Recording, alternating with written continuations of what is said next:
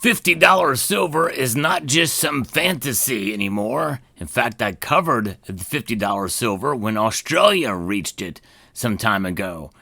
Australia is now experiencing even higher than $50 silver. But there's another nation that can come into the fold now, and we're going to talk about that nation and why $50 silver is so important, even though it hasn't happened here in the United States yet, as we explore.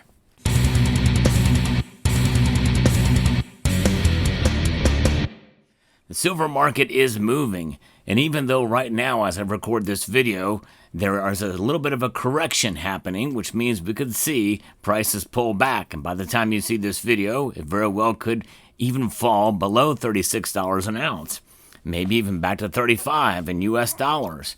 But in reality, that's okay because corrections happen and consolidations occur, especially with a metal like silver that is very volatile right now, especially compared to gold. We should come to expect some of it. That does not change my outlook on silver, precisely because these two nations have seen $50 silver. In fact, let's talk about Australia right now.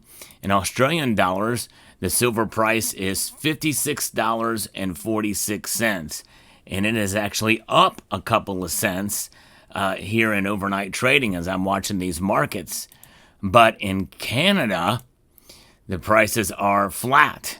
It is $50.40 right now, and that shows you a little bit more about why this is so important to understand that silver really is moving in spite of what currencies do, not only in and of themselves, but how they trade against other currencies and against the commodity sector.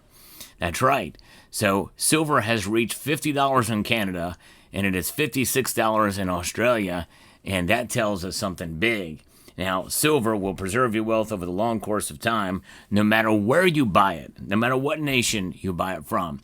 But when we see it reach all-time highs, especially in Australia, where it reached an all-time high in that country's currency, that tells you something even more. That in reality, for most of the world, silver is not, dare I say it, not undervalued. Yeah, crazy to think about, but that's exactly right. But there will be dips, and I think we may see a dip in silver, at least to some extent soon, but who knows? I've been wrong, and overnight trading, just because it pulls back a couple of cents, does not mean it's going to stay there, because right now there is a breakout that's occurring. But whenever there are dips, check out Summit Metals, and they have competitive pricing and excellent service. So next time your budget allows, check out summitmetals.com. And I'm also going to be showing you some interesting precious metal pieces here later in the video, so you're going to want to stay tuned for that. So why is this so important to talk about $50 silver in other currencies instead of U.S. currencies? Because that just goes to show you that these other currencies are hurting compared to the dollar. And it's really not so much that the dollar is doing so great compared to these other currencies. It's just that the other currencies are not doing as well. And I hate to say that, I hate to see that, but in reality, this is why the United States can get away with what they're doing with all this government spending, and why we're not going to see the debt crisis that some fear anytime soon. And I say that as somebody who is very hawkish on wanting to keep the deficit spending down, just for our own sanity and our own sake. Why? Because inflation hurts us as Americans. But these other countries, they know it all too well because they're experiencing inflation as well as the rest of us. But in many of these other nations, it's worse. And the nations where it's less effective, well, their currencies aren't as strong. And they kind of linger in such a way. And so there's that aspect of it too. But not only in terms of dollars, which Canada and Australia trade in these dollars, their dollars are only similar in name only. That's it. But nonetheless, we think about dollars, and that's kind of what comes across our mind when we think of U.S. dollars as world reserve currency. But you know, the world reserve currency is propped up by other nations holding it because it is, for all intents and purposes, it is more stable than a lot of these other currencies. Even with inflation where it is, as much as it hurts us, well, here in the United States, when we see 9.1% inflation, there's other nations around the world that can only dream it would be that mild. Yeah, that's crazy to think about, but that's exactly the perspective that I want to give you here. So in other words, silver is doing better than you think. And of course, that's the thing when we think about what silver is doing here in the United States. It is now trading pretty much flat. It's just, it's about 21 cents shy of $37. And again, who knows what's going to happen here when the markets open up. By the time you see this video, we'll see. It's unpredictable at this point, but I'm feeling pretty good about silver, and I think that there's a lot more pressure on the big bullion banks, on the futures traders, that they've got to have to come to a reckoning as to see what's going to happen with the markets. But one thing that I feel very good about with silver, especially with it crossing over that $50 amount in these two other countries, is not only that, but also what other nations' currencies, how it's doing in comparison. Because silver is a metal that has frustrated many Americans for myriad of different reasons. But when you look at it going up in price in these other nations, especially many nations that have VAT, that's value-added tax, well, it makes you wonder. They're not out buying. There's not as many physical buyers in some of these other nations as there are here in the United States because we don't have VAT. There are taxes on precious metals, but they pale in comparison to what many Europeans have to face for some products. And there's ways to avoid taxes there legally, but you have to do the research in your own country. Now, when we think about silver, we think about it as a long-term store of value. And if you bought silver in Canada and in Australia over the last 5 years, you're doing very, very well. Because when adjusted for inflation, it's almost reached an all-time high when adjusted for inflation in Australian dollars, but in nominal dollars, it certainly has, especially nowadays. And Canada, it's a sight to see. But there you have it. Now, what about silver? Where do you see it going from here? Do you think that we're near the top? If we start to see a correction, by the time you watch this video, if it's down 50 cents, $1.50, do you think we've reached the top for a while? Or do you think it's just a blip and then we're going to see it go up? Or if the price of silver stays where it is and maybe even surpasses $37 an ounce, that's a real possibility by the time you watch this video. Where do you think it will stop? I want to know, do you think it will stop at $50? Do you think we're just weeks away from it if history repeats itself, we've seen in the past? I'd love to know your thoughts on that. So with that being said, I want to introduce you to a Germanium Mint and Royal Mint collaboration. The Germanium Mint sent this to me for review. A rare opportunity that we see two big mints come together. Now the Germanium Mint does produce actual coins, but they mostly produce rounds and bars and things like that in bullion.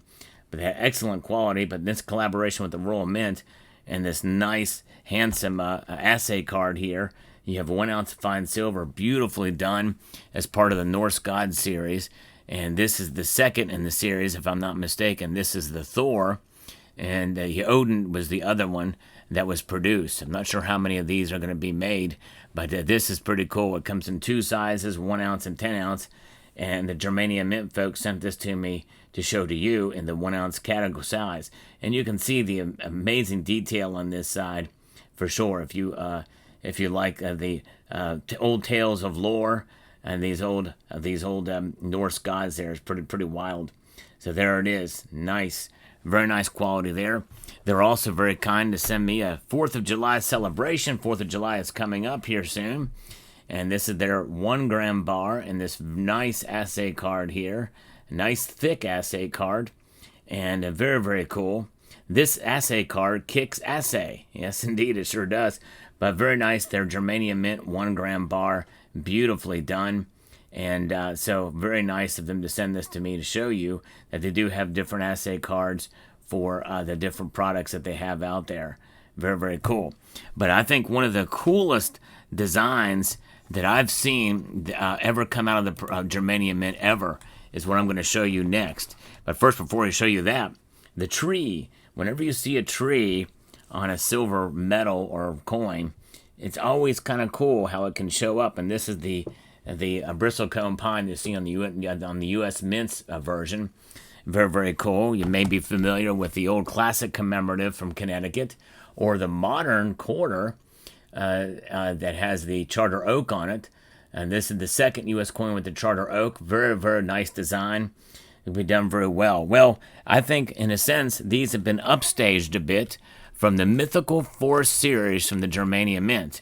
When they sent me the Yggdrasil, if I'm pronouncing that correctly, the YGG Drazel, it's a coin from the Mythical Forest. And this is very, very nice indeed. And they provide us with many benefits trees do for survival, and including clean air, filtered water, shade, and food. And they give us hope and courage to persevere, for sure, even in the harshest of conditions like the bristlecone pine. And so this is pretty amazing indeed. And so the trees that we've got, the physical nature and the composition is often a base for stories full of magic and supernatural abilities. Many myths, a tree is a vital part of the structure of the universe. And gods and their passengers travel from the world to world by climbing up or down a tree. The trees have been on Earth long before people, and possibly will be present long after we go. So they did this tribute here, and the 4 dedicated coins, the oak, chestnut, and beech and linden leaves, with the theme of the series. And this provides this pretty cool here piece. This is pretty amazing done here with this tree. Just absolutely amazing detail in it. And you can see this almost looks like it could be a bristlecone pine as well. It's the Yggdrasil, the mythical tree of life, connects all parts of the universe. This mighty ash tree, whose branches reach the heavens and roots stretch across 9 worlds from the realm of the gods to the land of the dead, symbolizes life, rebirth, and the interconnectedness of all beings in cosmic order. Yes, indeed, very nice. And then we have the reverse here, the Germania Mint there, and actually it's a fantasy coin. It's 2025 with a 5 mark denomination, representing the region of Germania. Yes, indeed. It's very, very nice, very well done. Love the bicephalic eagle. Great detail, consistency throughout. Just a great, well-designed piece indeed from the Germania Mint. So let me know what your thoughts are on that piece and about silver and $50 in 2 countries now. Would like to extend a multitude of gratitude to you all for taking the time to watch, and encourage you to please rate, share, comment, and subscribe.